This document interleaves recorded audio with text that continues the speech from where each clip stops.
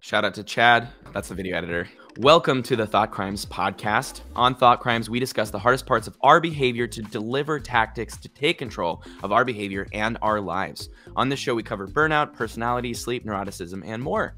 Today, I'm really excited. We have Dr. Raihan Faroqui. He is the head of medical affairs for Guaranteed, a digital hospice care startup that blends at-home treatment with cutting-edge technology. But that's not all. He also dabbles in healthcare. In the startup community, he serves as a mentor for Techstars, the healthcare accelerator part, which is helping founders develop innovative technologies for the healthcare industry. So thank you for joining, Raihan. Peter, it's such a pleasure to be here on Thought Crimes. Let's start with just a basic intro. Can you talk about Guaranteed and how you got into the healthcare industry to begin with? Sure. So I have been in healthcare and health tech now for a little under a decade. I am, by training, an internal medicine physician who worked in primary care in New York shortly. I knew I wanted to leverage my clinical background and launch into the space of entrepreneurship. So very different than a lot of my friends who I trained with in medical school and residency. For the past 5 years, I've served in a non-practicing clinical capacity as a medical director, as an advisor, and as a consultant for several venture-backed seed stage and Series A health tech startups. I've always wanted to be a builder. I really enjoyed the parts of medicine that involved business, that involved building product, and understanding that we were at an inflection point in our country with the problems and the challenges that patients faced, that providers faced, and kind of the general cost of care in this country. And I wanted to kind of get into the arena with very early stage companies and help build something different that did not exist in the market. So we're going to be talking about something that I think a lot of listeners are going to be a little bit uncomfortable with, which is death. I'll come back to that in a second, but I want to dig into this relationship of like the startup side, right? Being a mentor at Techstars Healthcare Accelerator, and actually running your own, or like being a part of the medical affairs, right? Running the medical affairs of Guaranteed, right? Yeah. So do you find that a lot of the people you mentor have a disconnect between how challenging it is to work in the like healthcare field? Yes. Yeah. Yeah, there's a reason why the average age of founder at a health tech startup is typically older than startup founders in other industries, whether it's fintech, ad tech, consumer, enterprise. Healthcare is incredibly complicated. It's mired with regulatory, legislative, legal, and kind of customer acquisition risk, if you will. At the same time, there's incredible opportunity for impact, for personal impact, for professional impact. Healthcare is something that touches every single person, their families, and their loved ones in really intimate and important ways. So I think it's a beacon for people to get involved. But once they get in, I think folks get pretty quickly jaded on how difficult it is to A, build something new, and then B, sell something new, and then C, get that new thing with some traction in the jumbled world of payers and providers and employers and the like. So it's a real rat race for a lot of early stage entrepreneurs. Yeah, I'll add something, and then I really want to get into this, the topic of the day. Yeah. But I worked briefly in oncology data, and I told my friend what the opportunity felt like after I entered the healthcare industry. You said some of the buzzwords, but I found it really strange that like all of the things lay people talk about turn into this jargon. Like it's not diseases, it's indications, right? It's not insurance companies, it's payers. It's not doctors, it's providers. It's like this whole lexicon. And I said, he said, oh yeah, like I've heard there's a lot of opportunities to innovate in healthcare. And I said, here's what the opportunities feel like. Imagine Yeah. walking into a bathroom and there's feces on the walls and the ceiling and the toilet. And if you are willing to clean every little bit of it off of the walls, right, Yeah. for the people involved, clean Yeah. this bathroom, that is the opportunity. It's like the dirty, hard work. Yeah. Yeah. So that, I think that's a pretty apt analogy. There's a lot of problems. So there's stuff all over the bathroom that needs to be cleaned. And I agree. But at the same time, I think we're at a moment in time, especially in the US, where we need the brightest people to come into this space. We have extraordinarily high cost. We have access issues, a variety of health equity disparities. We have massive technology upgrades that are necessary. And it's fastly approaching about a fifth of the nation's GDP, right? So I'm enthusiastic that, yes, even though there's a ton of stagnation when it comes to driving forward momentum, I'm seeing some really bright and incredible people now excited about coming and building in healthcare than ever before. Cool. Yeah, that's great to hear. And so, all right, let's dig into it. Death. So people don't like talking about death. There's a quote from a Tibetan Buddhist monk, Chogyam Trungpa, who he said, "We're ashamed of our death. We like to hide it in the closet." This is like a thing that his attitude towards death was. And it seems like you're trying to change the conversation. So why is it important to have conversations about end of life? Just flat out. What do you think? Yeah, we as a society are afraid of death. We understand that it brings fear, it brings anxiety.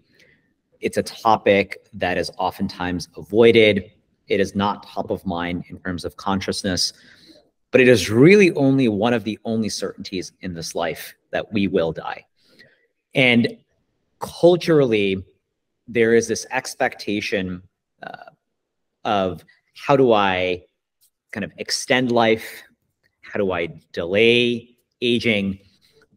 And so there's a really problematic relationship with death and dying, right? Just as a statement. And I've always found it, very curious. As a clinician, I remember spending time with patients and families in the last couple of days, oftentimes in the hospital. And what patients would oftentimes say is, I know I'm about to die. I wish I had more time with the people that I love, right? I wish I had more time to talk about my life's work. I wish I had more time to do the thing I didn't get a chance to do. I wish I had more time for X, Y, and Z. It was oftentimes not, I wish I had more time to make more money, to become more famous, to acquire this possession or that position. And I think that kind of quintessential idea of what is my life's purpose, what is my life's value, which is like a very modern American obsession, right, is something that occupies patients and families at the end of life, right? So at the company that I'm at right now at Guaranteed Health, we have this motto that we should probably talk about death, but also, die how you live. So let's find out how you actually want to live. What gives you meaning? What gives you value? What gives you purpose? And we oftentimes find that frame is an invitation for people to come into the discussion. Because what we've realized is that death is guaranteed, but a great dying experience is not. And that's where the name of our company, Guaranteed Health, comes from. Can we guarantee a positive death and dying experience for patients and family members who are dying and then grieving? And how do we do that? How do we figure out what actually is a good death? If you ask people, Peter, if you ask a loved one or a family member tomorrow, mom, brother, best friend, what does a good death look like? It's not a question that most people have probably thought of. And that's where we try to start. And you'd be surprised that opens up this realm of unease with oneself. And it brings this incredible thought process, which kind of begins that journey into self-exploration. Yeah. Really well said. That's really interesting. Everybody has a relationship with death, whether they know it or not. So something I want to share that and get your thoughts on is the community I'm a part of. There's a shout out to the Berkeley Alembic. It's a meditation center. And they're kind of pushing the edge of psychology and meditation. It's founded by a neuroscientist, a meditation teacher, and then a psychedelics researcher. So it's really, really open-minded, and they're trying interesting things. The reason I bring them up is that they host a thing called Death Sangha, where you experience some part of your death through meditation. And in the last one, I participated. It was my first time. It was a simulation of death. So you basically essentially experience what is it like to die. I'm curious what you think about this kind of esoteric meditation practice. It's a room of 50 people all lying on the ground pretending they're dead. You know, what's your take on that? Well, I think is I think that these types of immersive, experiential experiences, I think it's more than just esoteric, is really helpful in talking about the problem, which is that death scares people. Hospice as a concept, as a clinical model, as a payer-funded entity scares people, or folks are unaware of it. And we have some startling statistics here, which I'd love to share, Peter. 35% of people never discuss their end-of-life preferences. Never even think about it, right? When suddenly at some point, fast forward some odd years, you're very seriously contemplating your own mortality. And what we oftentimes hear from family members is that, wow, I wish we had talked about this before. I wish we had planned this before. I wish I heard about hospice before. And, so there's a lot of these realities that exist, but then how do we address them? There's also this reality when surveyed, 80% of Americans would prefer to die at home. They actually know the location of where they would like to die, but 60% die in the hospital. And a third of those are in the ICU, the intensive care unit. So you can see that broad gap between those two statistics. So people actually have an idea of how they want to die or where they want to die. But how do we surface that and structure a conversation and then a plan around that? Yeah. And so that sounds like essentially what Guaranteed is trying to solve for. Yeah, so we're a company that's trying to change the conversation around death and dying. And how we operationalize that is by modernizing the end-of-life care experience, starting with the hospice process. So we as a company, our first business line is in-home hospice. We bring a tech-enabled, health equity-forward approach to that model. Some of your listeners may be aware of this program where you have a loved one who has a terminal illness. Most commonly, it's cancer, dementia, one of the common organ failures, kidney failure, heart failure, lung failure, and they're given a prognosis of less than 6 months to live. And at that point, they're eligible for a program that's called hospice, where the patient and the family members, they would agree that we are now going to forego life-sustaining treatment, and we're now really going to focus on the wishes of the patient. How do you want to die, right? How can we decrease your pain?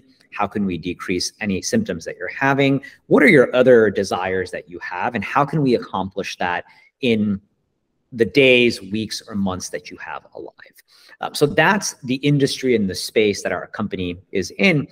But what we've realized is that as an industry, hospice care innovation has been relatively the same. for about the past 40 years. Other areas of healthcare, especially post-pandemic, have adopted major leaps in virtual care. But the hospice industry has doubled down on phone calls and took advantage of the ability to provide fewer in-home visits while still getting paid the same amount of money from the health plans and the payers. So basically, looking at this opportunity, what we've realized is looking at other areas of healthcare that have modernized. When we think about the experience that patients and family members want, from access, convenience, education, navigation, planning, these are consumer attributes. What we quickly realize is just on that communication piece alone, what we basically employ is what we call a hybrid model of care, which means that, yes, we have palliative trained nurses, aides, social workers, and chaplains who come into the home and provide in-home care. Very, very typical in this space, what we call at-home care. But the hybrid part of this is, how do we augment that in-home care with a 24/7 on-demand platform that includes what we call virtual care, leveraging SMS text and video telemedicine, which other parts of our healthcare industry, most prominently in mental and behavioral health, other chronic conditions and diseases, have adopted. So we've basically taken from those approaches and are trying to bring that into the hospice care model. So basically, whether the provider is in the home or the provider has left, the patient and the family member are connected to a member of their care team at all times. Interesting. And so I'm kind of curious, do you think of this as more serving the people dying or the families of the dying? That's a great question.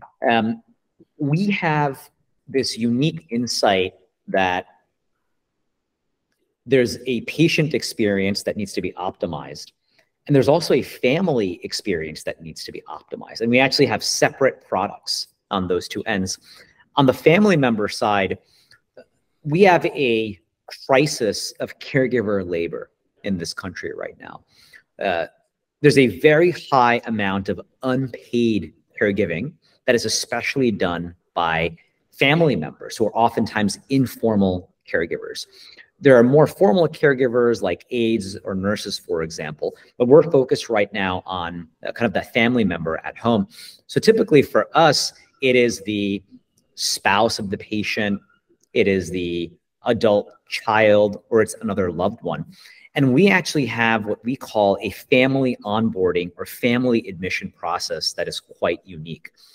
At Guaranteed, we think about family members as patients.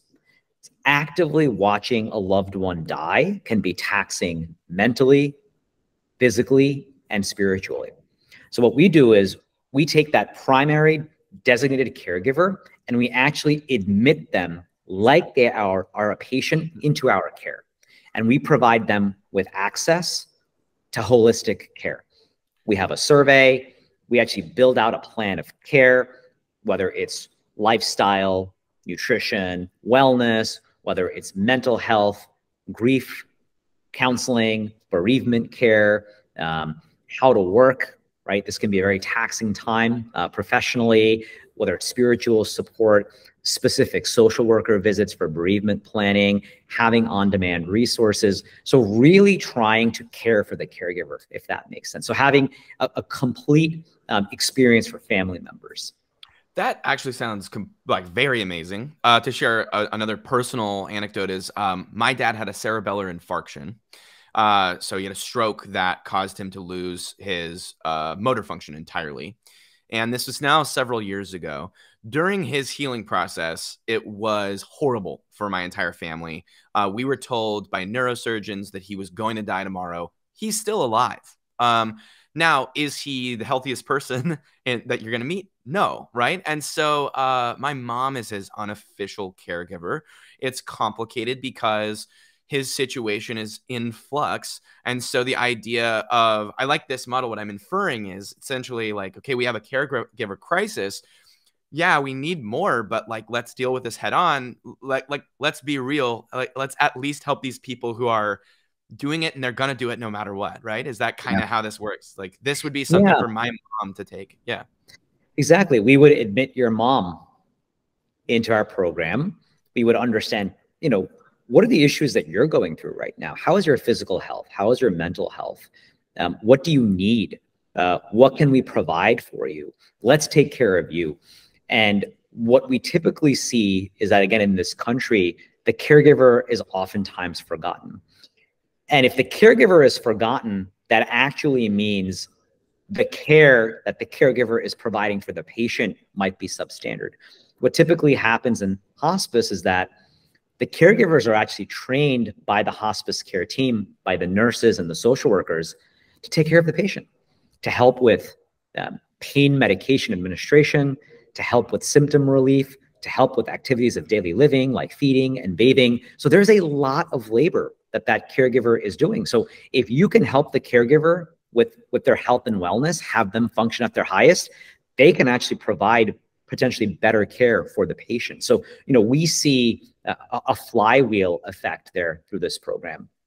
Yeah. So it sounds like for mental health outcomes in particular, Yeah. Maybe compare the patients and the family members, although now I'm a bit remiss to say family members, they're all patients in your model, which is cool. Yeah, so that's right. That's right. Yeah, go ahead. Yeah. And, the other aspect of this, which is intriguing, is, once the loved one dies, grief oftentimes does not end, right? So death of the loved one is not the final marker of need, right? So we imagine this program, this benefit of guaranteed health, being a lifetime membership program for our family members. So even though the patient is what we are billing for as a for-profit company, and that is what we are monetizing. We are not monetizing this family experience part.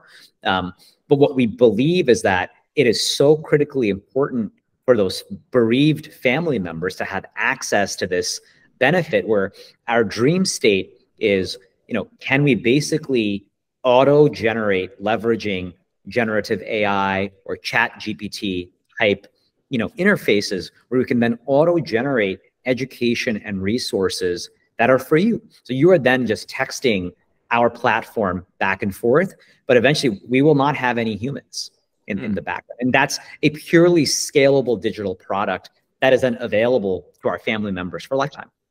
Right. So, well, yeah, let's dig into the AI thing. Are you concerned at all, though, about, like the misaligned AI where it'll hallucinate, right? So you have like a patient talking to an AI and it seems like a person, it's passing the Turing test and everyone's cool. And then all of a sudden it says something very strange that's actually unhelpful. Like, are you concerned about that? Or are you sort of like, okay, we can innovate this out by just approaching it carefully? Yes. I mean, I'm terrified. And I think with any early but potentially revolutionary technology, which generative AI, which large language models certainly fits that description, we have to think about what the fundamental safeguards are first, right? I think a lot about data bias. How are we training these models, right? What's the selection of data? Again, are we going to keep propagating structural inequity? We touched upon health equity later. So that to me is very important, right? How are we looking at privacy, at security, at data accuracy, at data validation? So I believe the onus is on the companies who are building these models. The onus is on companies who will attempt to leverage these models in terms of patient care. All of this has to be studied very extensively. There have to be security checks, privacy checks. And I believe all that infrastructure, there's movement happening right now, but that's the foundation, that we have to lay. So again, we as a company, of course, are exploring how we can leverage these technologies into our workflows. But as we've seen other health technology companies rush to market, not gaining informed consent of patients and family members, rolling out bots, having their members figuring out this is not a real human, having intense pushback, rightfully so. We're learning, we are in a phase right now, we are observing what's happening in the market, but very candidly want to do things the right way, which will require a patient build, and really having all the key stakeholders from legal, regulatory, obviously patient consent, family consent, our clinicians and technologists all working together to make sure that there is transparency, folks understand what this is. So that is definitely what we are kind of planning internally. I mean, that's hard though. Folks understanding what this is, right? Like to what degree, right? So yeah, maybe you could talk a little bit more about informed consent, because this is like we talked about this on a previous podcast. I think you know Hillary from Curio. We were talking about her a little bit. So shout out to Hillary if she's listening as well. But yeah, talk to me about informed consent. How do you get informed consent of these patients you're onboarding on your platform? And then like looking, you know, two-part question, looking forward, how do you educate somebody who like, I mean, by hopefully if someone's in palliative care, they're older, right? And so they're from a different generation of technology, you know. So how do you do that? How do you communicate these really complex concepts so, you know, succinctly and usefully, so they're not afraid of it either? Yeah, no, that's a great question, Peter.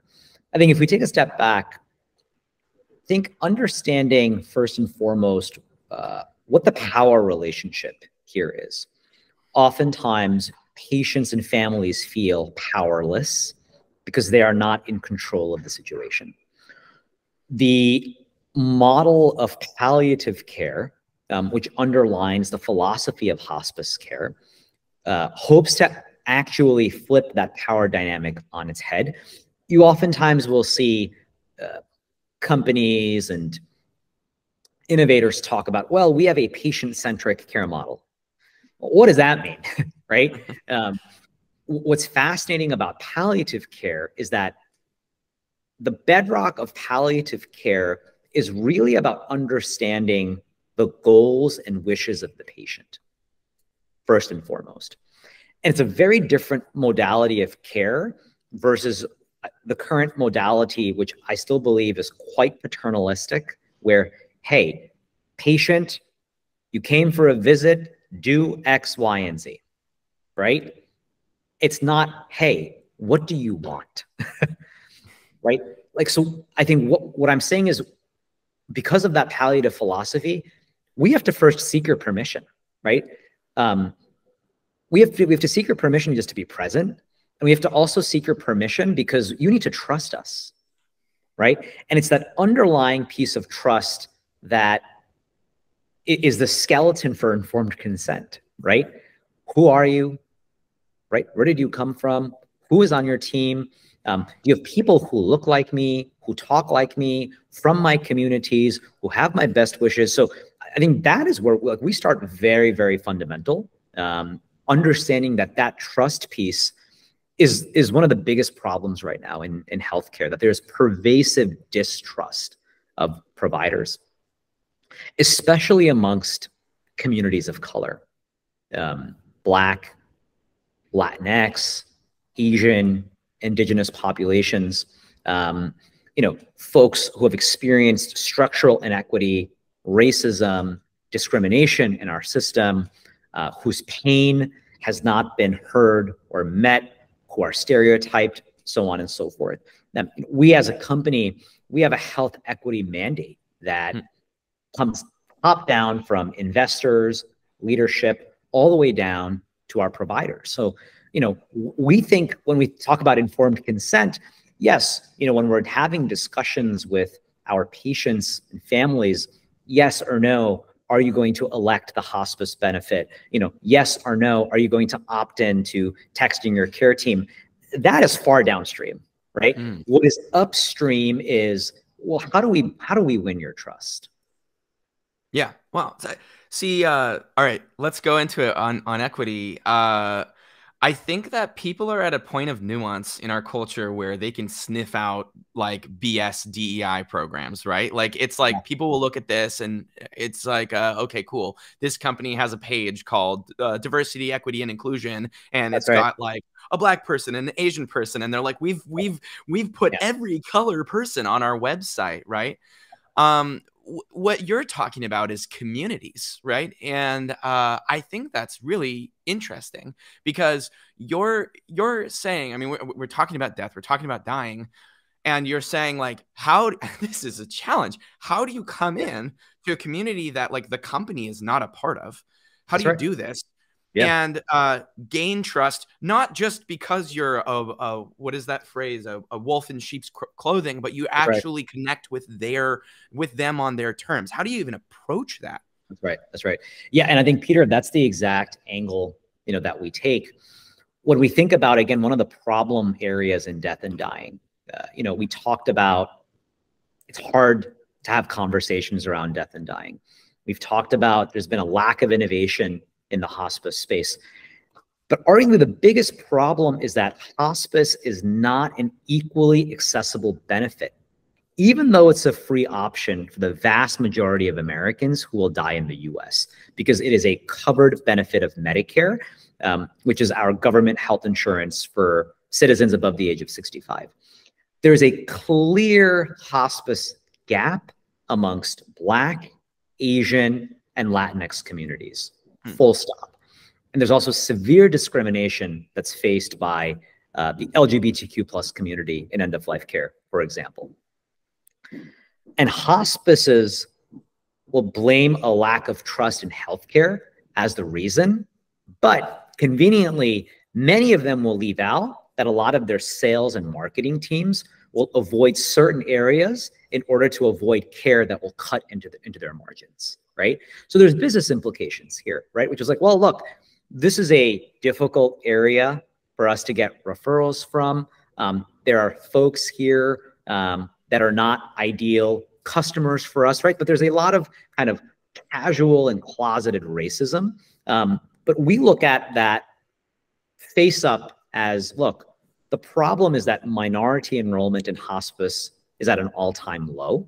And that stems from a lack of trust. That stems from a lack of communication, a lack of cultural competency, right? So the solution really is building culturally competent care, personalizing that to community and the individual, but really being cognizant of, kind of historic distrust, right? Of historic tactics used to take advantage of people, and seeing, again, patients as profit, right? So that means this work is relational. It's not transactional. It requires work with on the ground communities.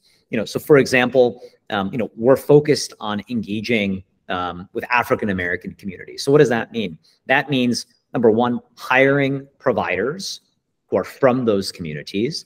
It means, training our providers how to have those end-of-life care conversations, hospice 101s with faith-based organizations, Black churches, community organizations in those areas, training programs. We employ aides or certified nursing assistants. Well, wouldn't it be great to have a CNA training program for underrepresented students in that area to provide care within their own communities, right? So I think kind of showing up in the community saying, hey, we're trying to be different, but we want to figure out, what are the best ways to engage, but do so in a way that is actually outside of the healthcare system, right? Because what we oftentimes find is that the trust is not with the doctor or the nurse. The trust is with the minister. It's in the barber shop, or it's in the bodega, right? It's other aspects, other folks who actually have that trust. How do we earn the trust of those people? How do we offer our services in a different way? Again, how do we show up in the community? We do a lot of free community events, blood pressure checks, diabetes screenings, showing up to churches, showing up to parking, again, showing up to the community, right? Saying, we're here, this is who we are. And I think doing a lot of that work, getting our name across, we've seen some success, but again, this is, to your point, very difficult and kind of long work, but we're ready to have that. Yeah. Can I ask you a personal question related to this? Yeah. Do you view death as a spiritual experience? Yeah, that's a great question, Peter. I definitely want to kind of separate myself from the company. Sure. But I think for myself, as somebody who is deeply spiritual and religious, yes. But if I now put my guaranteed hat on, though, Our other aim is to be radically inclusive. And so again, another buzzword, right? But what does that actually mean? But what that means is, though, at the end of life, there are folks, you know, and many of your listeners might say, well, you know, I'm not religious, I'm not spiritual. And what we say is great, right? But what gives you meaning in your life? What gives you purpose? When things get really hard, what are practices or mechanisms or things that you turn to for support, right? That is actually what we mean by saying that we are inclusive, right? Because I think folks have different relationships with spirituality, with their own philosophies around organized religion. I personally, but we are also not in the space of saying, hey, you know, you believe in X, Y, and Z. Well, we only have a person from this faith that, like, we don't look at it that way, right? We look at it in the way of however you choose to show up in this world, tell us, right? Tell us what that is. And we are then happy to kind of work with you, whether you are spiritual or not, whether you are religious or not. But we want to be able to work with you, because a part of hospice care, believe it or not, is spiritual care, right? But again, that word means different things to different people. So we really want to be very careful, you know, not to cancel folks out, if that makes sense.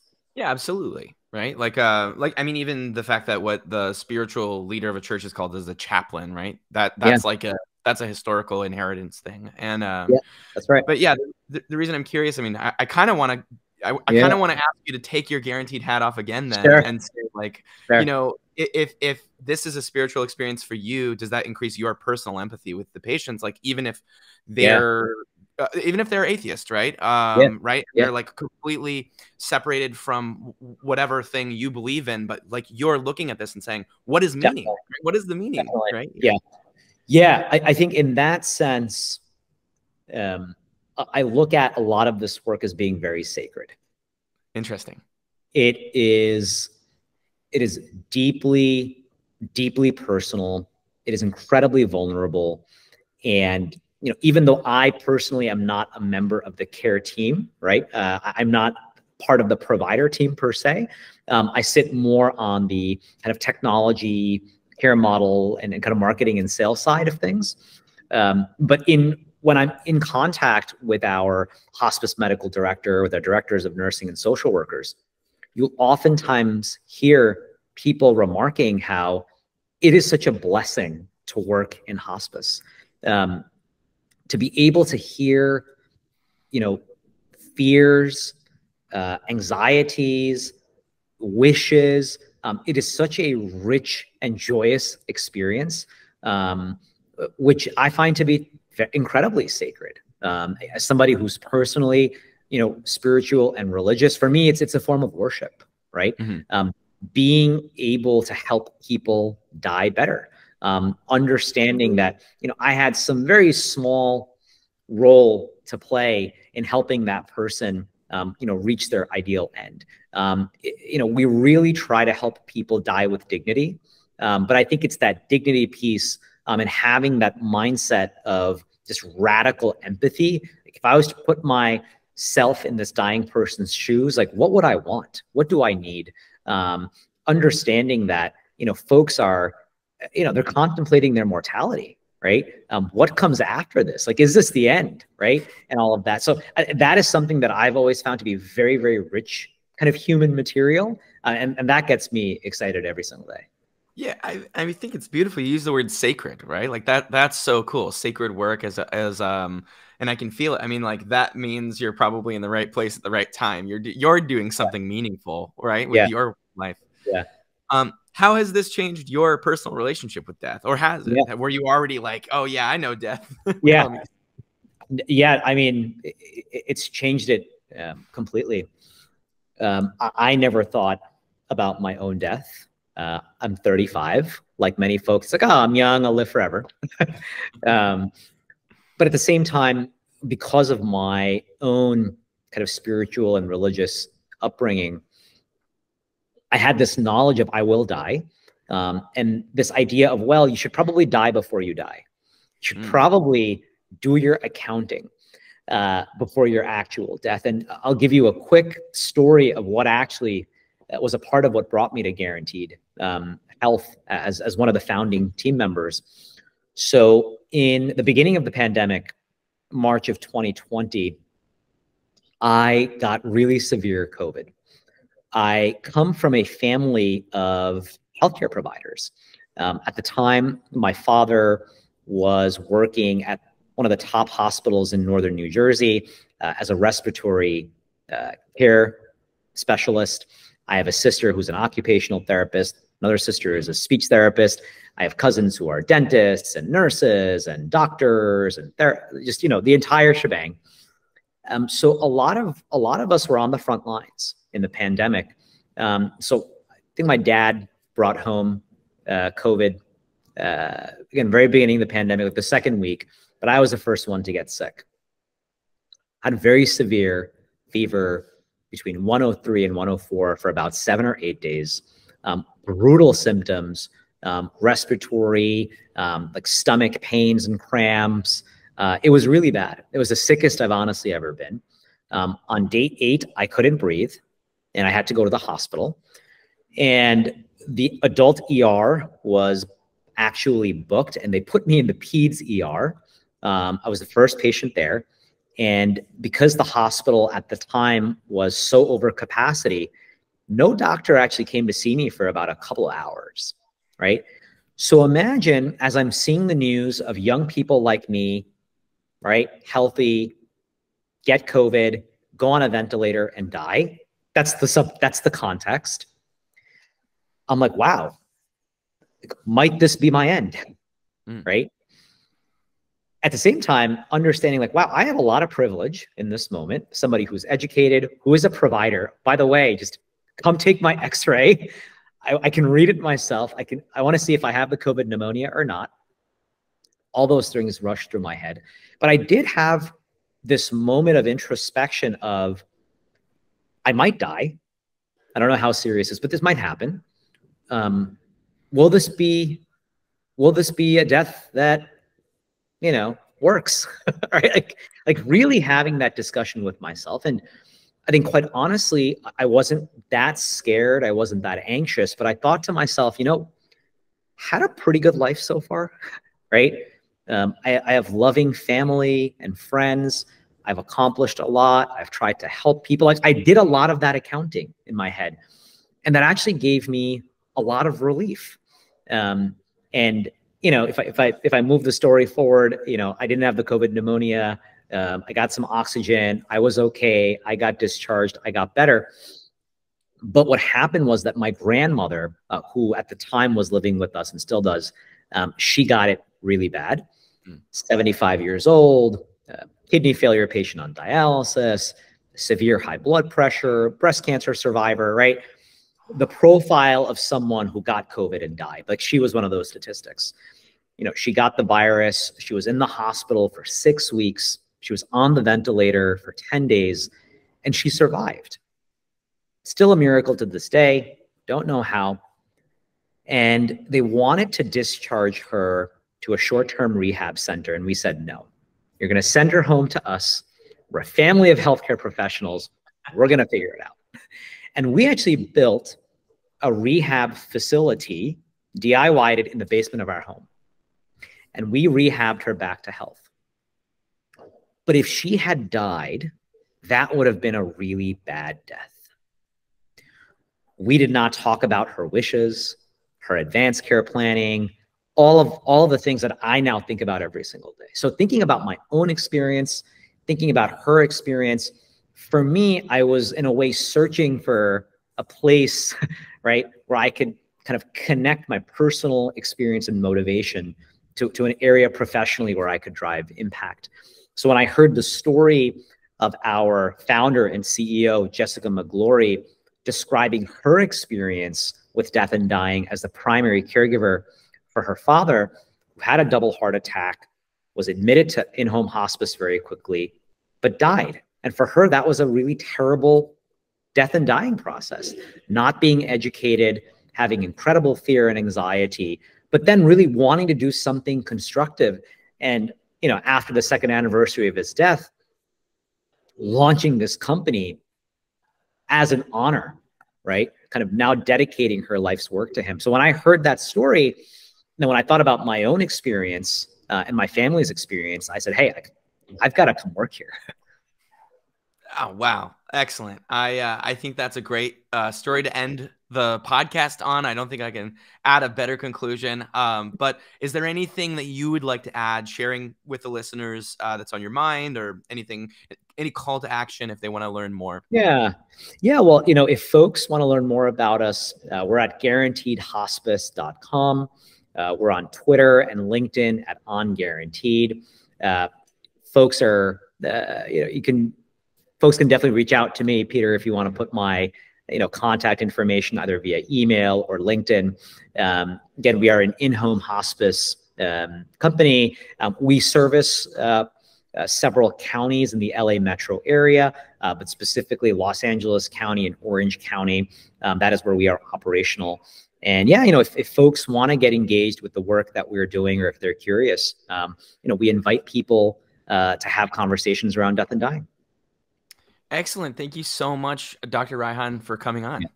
Yeah. Thanks so much, Peter.